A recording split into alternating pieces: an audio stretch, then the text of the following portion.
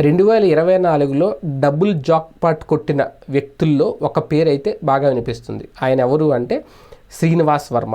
నర్సాపురం నుంచి ఎంపీగా గెలిచి కేంద్ర మంత్రి వరకు ఎదిగారు. ఒక్క దెబ్బలో ఆయన డబుల్ జాక్పాట్ కొట్టారు. నర్సాపురం అంటే ఒక రకంగా రఘురామకృష్ణ గారి పేరు బలంగా వినిపిస్తుంది.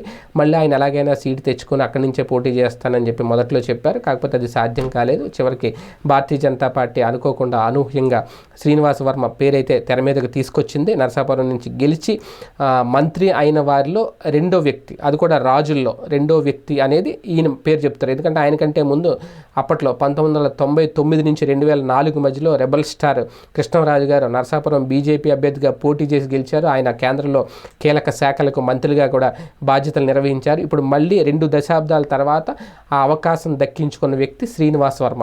అంటే బీజేపీలో ఈసారి 3 ఎంపీలు గెలిచారు.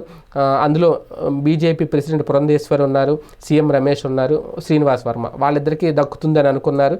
కానీ అనూహ్యంగా ఈయన పేరు తెర మీదకి వచ్చింది. ఒక రకంగా అదే ఒక పెద్ద జాక్పాట్, ఎంపీ అవడమే అని అనుకుంటే మరో జాక్పాట్ ఏంటి అంటే మోడీతో కలిసి ప్రమాణ స్వీకారం చేయడం, అది కూడా ఆయన కేంద్ర మంత్రి పదవి దక్కించుకోవడం. ఇది ఒక రకంగా డబుల్ జాక్పాట్, రెండో జాక్పాట్. ఇదంతా 2024 శ్రీనివాస్ వర్మకి బాగా కలిసి వచ్చింది అనేది. అయితే గతంలో ఆయన బీజేపీలో పనిచేస్తూ వచ్చారు. ఎప్పటి నుంచో పార్టీ తరపున ప్రచారం చేశారు. 1-2 సార్లు ఆయన పోటీ చేసి ఓటమి పాలయ్యారు. కానీ ఈసారి ఒక రకంగా రాజకీయ సిరి ఆయన తలుపు తట్టిందని చెప్పాలి.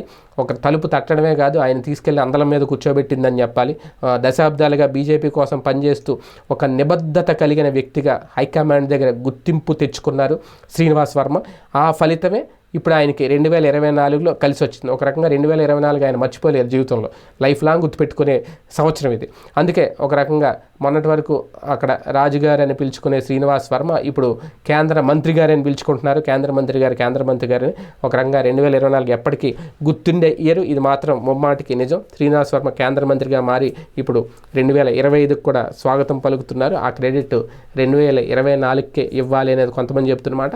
ఆయన నిజాయితీ, నిబద్ధత, ఆయనలో కష్టపడే తత్వం బీజేపీ గుర్తించి ఆయన్ని ఈ స్థాయికి పెట్టింది అనేది మరి కొందరు చెప్తున్నమాట.